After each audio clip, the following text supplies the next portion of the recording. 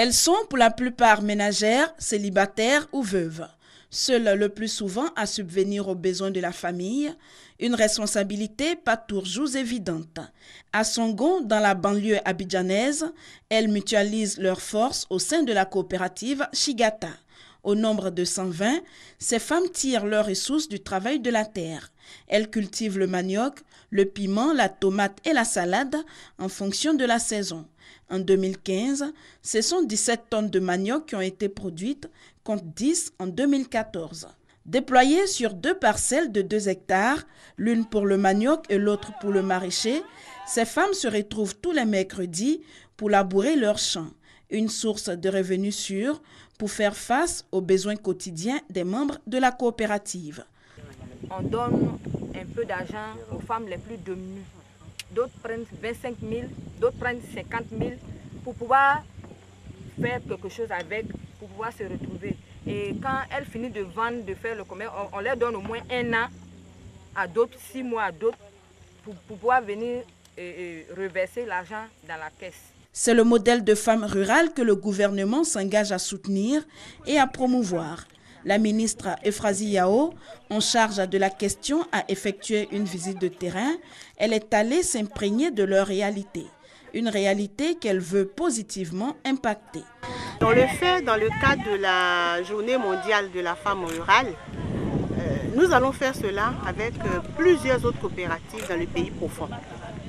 Donc nous sommes venus vraiment vivre le quotidien de ces femmes, les écouter et pouvoir parfaire les programmes que nous mettons en œuvre pour elles.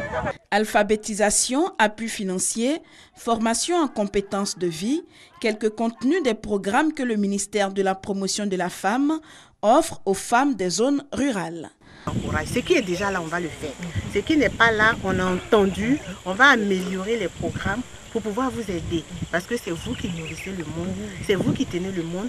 Tous les 15 octobre, le monde entier célèbre la bravoure de ces femmes rurales. À elles seules, elles constituent 43% de la main-d'œuvre agricole et représentent plus d'un quart de la population mondiale.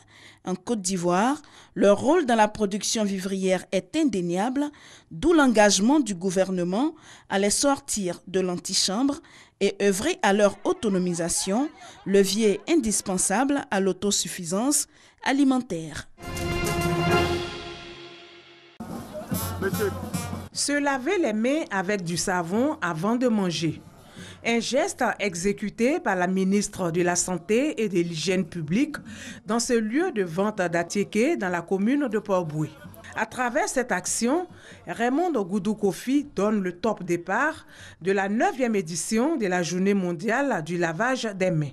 Nous avons choisi Port-Boué parce que justement, il y a des actions qui ont été menées au départ et nous sommes venus un peu évaluer et voir comment les choses se passent. Nous sommes assez satisfaites parce que nous avons l'appui de nos partenaires et par rapport à la campagne que nous avions menée dans le cadre de la lutte contre la maladie à virus Ebola, nous avions lancé cette technique du lavage des mains en 10 étapes qui nous permet de sensibiliser à partir de la base. Aujourd'hui, nous sommes venus repasser ce message avec nos enfants et puis nous adresser également aux adultes. Le lavage des mains a la possibilité de réduire les maladies jusqu'à 40%. C'est probablement l'une des meilleures interventions du 19e siècle dans les maternités. C'est ce qui a vraiment réduit les infections postpartum, qui sont des infections après l'accouchement, et les maladies diarrhéiques. Le lavage des mains doit être une habitude. Un message qui trouve déjà un écho favorable. Barthélemy, vivant à l'ouest de la Côte d'Ivoire, a fabriqué un dispositif artisanal de lavage des mains. Mon dispositif de lavage des mains, fabriqué par le bois, bambou de Chine, liane, bambou de raffia, avec la cendre qui est à côté, qui représente le savon. À l'époque, la cendre nous servait de savon. C'est ça que nos parents prenaient pour faire les lessives. D'autres moyens artisanaux de lavage des mains existent. Ils ont été confectionnés par des volontaires soucieux de l'hygiène. Ces derniers sont les lauréats du concours national du meilleur dispositif du lavage des mains. Les acteurs de la restauration, selon le ministère de la Santé, doivent être au premier rang dans la lutte contre les maladies liées aux mains sales. 300 maquis et autres lieux de vente vont bénéficier des dispositifs de lavage des mains dans les prochains jours dans la commune de Port-Bouët. Abus dangereux pour la santé. Fumer tue, fumer rend stérile. Voici des phrases qui en disent long. Des phrases visibles à longueur de journée par ces millions de fumeurs que compte la Côte d'Ivoire. Fumer, faut-il le rappeler, est nuisible pour la santé du fumeur, mais également pour tous ceux qui partagent son environnement. À titre de rappel, 36 millions de personnes dans le monde, dont 6 millions en Afrique, meurent par an à cause de la cigarette. En Côte d'Ivoire, ils sont environ 5000 personnes qui passent de vie à trépas. Face à ces pertes, le ministère de la Santé et de l'Hygiène publique, à travers son programme de lutte contre le tabagisme, expérimente une nouvelle méthode, le sévrage tabagique. Il était au cœur d'un atelier à l'intention des personnels de santé des districts sanitaires. Il faut aujourd'hui aider ceux qui fument à arrêter et aussi faire des préventions pour ne pas qu'il y ait de nouvelles victimes du tabac. L'objectif, c'est de donner suffisamment d'arguments aux médecins pour que dans leur pratique de tous les jours, pour qu'ils puissent prendre en charge des sujets tabagiques. Parce que presque toutes les pathologies que nous avons ont un lien avec le tabagisme. Désormais, il s'agira de repérer tous les fumeurs qui fréquentent les centres de santé du pays, leur délivrer un conseil minimal, les orienter vers un centre de sévrage tabagique et instaurer le sévrage, si le fumeur le désire. Le lycée municipal 1 de Koumassi, arborant sa nouvelle enseigne, et dans la même enceinte, le lycée 2 ont désormais fière allure. Ce n'était pas le cas dans un passé récent. On voyait des bandits qui escaladaient la clôture, qui nous créaient des problèmes. Notre marché était planté dans un marécage. C'était catastrophique. Une triste réalité qui relève du souvenir à présent. Le député de la circonscription Cissé Bakongo vient de voler au secours de l'établissement. Une bonne partie de la clôture du lycée 2 qui était tombée. Le portail n'existait que de nom, au point où les deux lycées en réalité étaient ouverts à tous les bandits, aux toxicomanes. C'est ainsi qu'après avoir réhabilité la clôture et le portail, nous avons décidé d'aller plus loin. Cela se traduit par des locaux réaménagés pour l'administration, des espaces gazonnés, des points d'eau, des aires de jeu et une cantine, entre autres.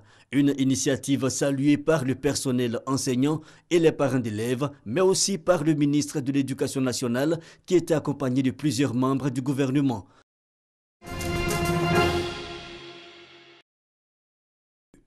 Le pilote de chasse américain Charles Yeager franchit la barrière mythique du mur du son à bord d'un avion prototype Bell X-1. Le 14 octobre donc, 69 ans plus tôt, le monde de l'aviation va vivre cet événement unique. Charles Yeager, en survolant le lac asséché de Murak en Californie, atteint une vitesse de Mach 1.06. Mais son record ne sera pas homologué, son avion n'ayant pas décollé par ses propres moyens. L'engin a été largué depuis un bombardier BV-9 dans l'optique d'économiser du carburant. Mais une chose est restée dans les mémoires, son exploit aura montré que l'être humain est capable de dépasser les limites les plus dangereuses de la vitesse. C'est quoi au juste le mur du son? À ne pas confondre avec le mur de son. C'est un moment redouté par les aviateurs, surtout à l'époque, lorsque l'avion approche les 340 mètres par seconde, soit 120 km/h, il se met à vibrer et devient difficile à diriger, comme si un mur ou une barrière les empêchait d'aller au-delà. Beaucoup sont morts en tentant de dépasser le Mach 1, mais depuis l'exploit de Yeager, en France, en 1954, le capitaine Constant Romanov décollera du Bourget et 60 ans plus tard, Félix Baumgartner franchira à son tour le mur du son. Mais cette fois, sans supersonique, mais plutôt en chute libre.